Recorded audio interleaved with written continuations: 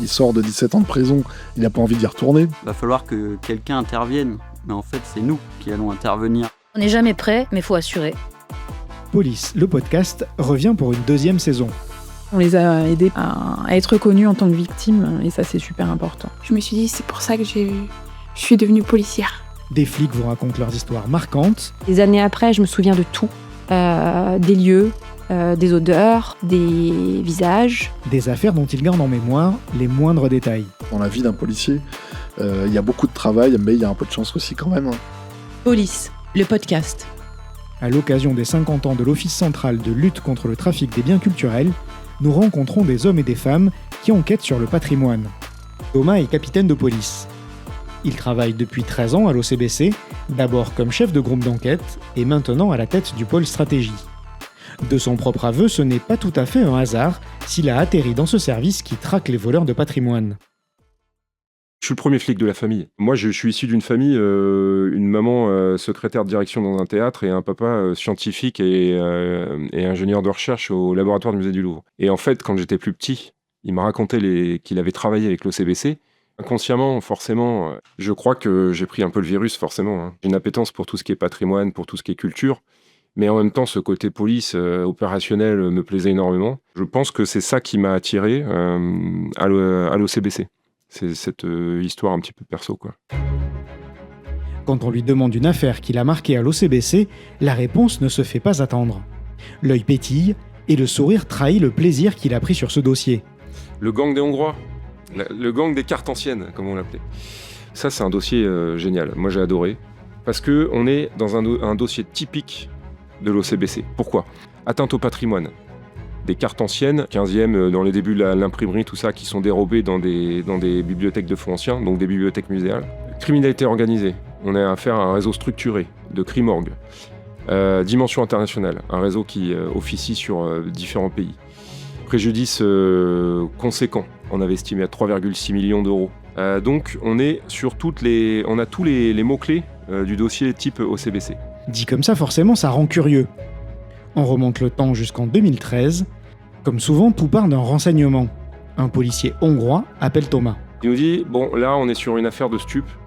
On a un gros dossier, on a mis pas mal d'interceptions en place. Et là, je sais pas, il y a une conversation, c'est bizarre, ça n'a rien à voir avec notre dossier. Ça semble concerner des vols de biens culturels en France. Je peux te donner, si tu veux, 2-3 numéros de téléphone. Je te laisse te débrouiller. On reçoit ce renseignement et on se dit, bon, qu'est-ce qu'on va faire de ces numéros ? On va essayer de comprendre un peu. Là, c'est le travail d'investigation judiciaire classique sur la téléphonie. On va essayer d'essorer cette donnée technique et d'en tirer tout ce qu'on peut.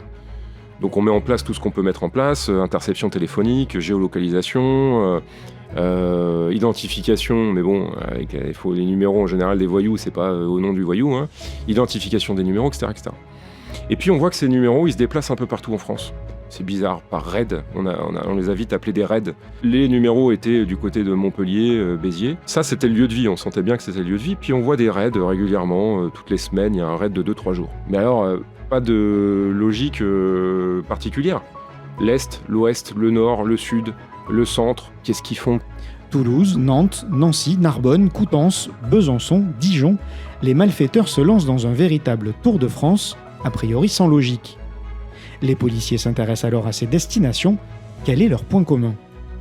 On s'aperçoit qu'ils s'arrêtent là où il y a des bibliothèques de fonds anciens, des bibliothèques muséales. Et donc on cherche à comprendre ce qu'ils vont faire dans ces bibliothèques. On identifie que dans chaque ville où ils vont, il y a une bibliothèque. Et donc on s'adresse aux bibliothèques, on dit est-ce que vous avez tel passage ou telle personne, une des personnes suspectes ? Pour avoir accès aux cartes, les suspects se seraient fait passer pour des chercheurs. Apparemment, ils maîtrisaient leur sujet sur le bout des doigts. Là, les gens nous disent, écoutez, non, par contre, on a quelqu'un là, un slave, une personne d'origine slave, un chercheur. Ah, il est très, très, très, très, très charmant. Il nous demande de consulter les cartes anciennes.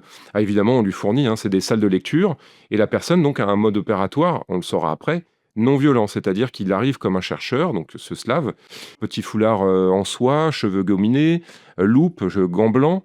Et il séduit les surveillants de lecture et il consulte les ouvrages. Et donc on dit, pouvez-vous nous présenter les ouvrages ? Ah oui, pas de problème. Et là, On prend les ouvrages qui sont épais de 10 cm et on s'aperçoit qu'il y a des vides. Et qu'il y a des découpes à l'onglet, tout simplement, on ouvre.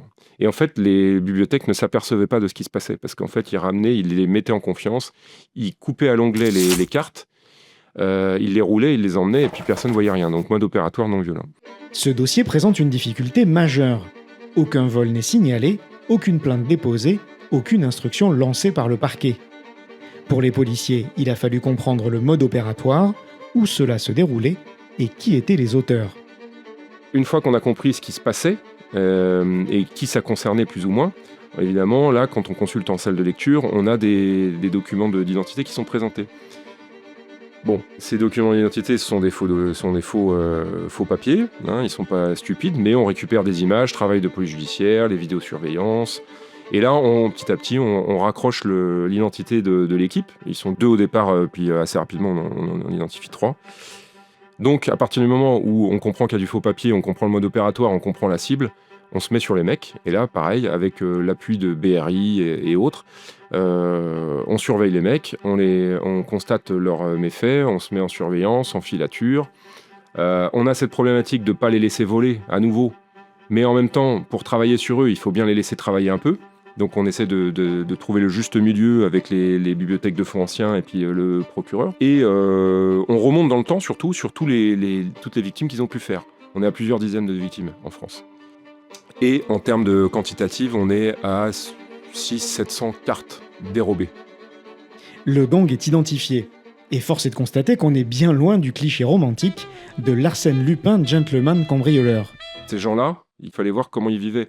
Dans une maison vers Béziers, des gens qui sont dans le stup, qui sont dans le proxo. On se dit, mais c'est pas possible qu'ils aient cette idée tout seul comme ça. Le gars, il est quand même pas féru d'histoire à ce point-là. On dit, mais comment ils font pour comprendre ce qu'il faut voler, pour comprendre qu'est-ce qui peut intéresser le marché de l'art. Mais nous, ce qu'on voulait, c'était le réseau. Là, on travaille un peu plus en profondeur et qu'on s'aperçoit que cette équipe est une équipe française à la solde d'un lieutenant qui a un commanditaire en Hongrie. C'est pas possible! Et donc, quand on a identifié cette tête de réseau, qui est en fait un ancien voleur qui a fait fortune grâce aux biens culturels et qui s'est établi très haut dans la société hongroise. Le vol n'est pas une facétie. C'est un métier, il faut l'apprendre. Je ne demande qu'à m'instruire. Il avait des lieutenants et des équipes un peu partout. Et il volait pas qu'en France. Et donc, on a décidé d'une opération coordonnée où on a interpellé simultanément en Hongrie et en France lieutenants, équipe de voleurs, tête de réseau, etc. C'est la police, vous ouvrez ?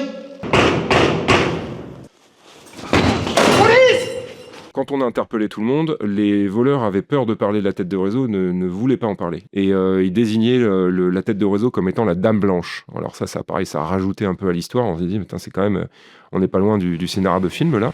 Mais qui est Kaiser Soze ? On sait très peu de choses, personne ne croit vraiment qu'il existe. Car personne ne l'a jamais vu et jamais personne n'a bossé pour lui directement. Mais on pense que c'était lié à une Rolls-Royce blanche dans laquelle il se déplaçait. Bon. Et donc, on interpelle tout le monde et on trouve en perquisition, non sans mal, quelques fonds anciens, cartes qui n'avaient pas été encore écoulées.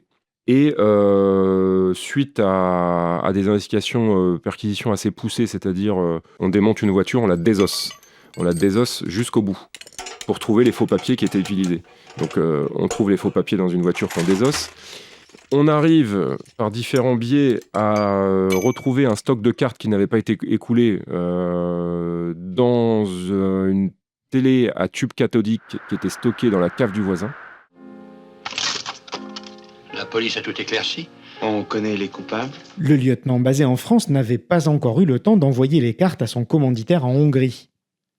Au fil des interrogatoires, les langues se délient, les policiers comprennent mieux le procédé des voleurs. La tête de réseau, c'est lui qui choisissait les cartes qu'il fallait voler. Il savait ce qui valait de l'argent, il savait ce qui se vendait sur le marché, parce qu'il connaissait très bien le marché de l'art. Et c'est lui, après, qui se chargeait de l'écoulement. En Allemagne et d'autres pays. Donc on a fait des perquisitions en Allemagne, on a retrouvé chez certains marchands des cartes, etc. Et une carte ancienne, ça peut coûter 500 € et ça peut aller jusqu'à 30 000 quand on vole 600-700. Il y a de quoi faire de l'argent.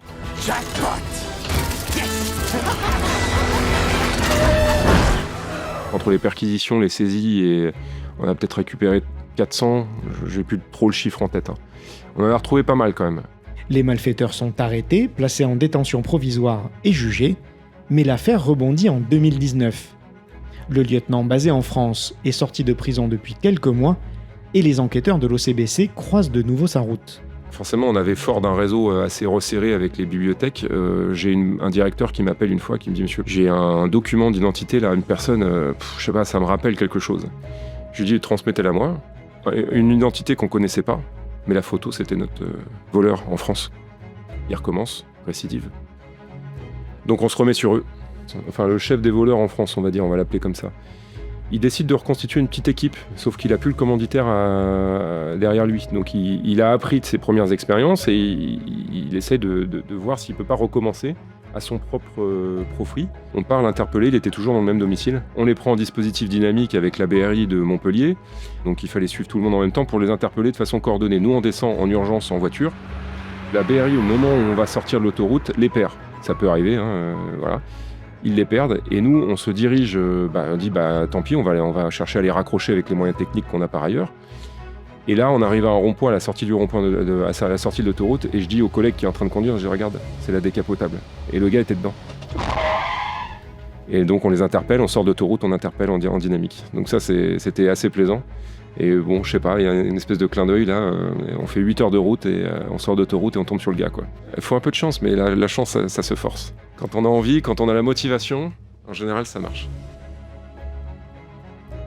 On est dans la criminalité organisée, on est dans l'international, on est dans des modes opératoires assez particuliers, voilà, et c'est génial.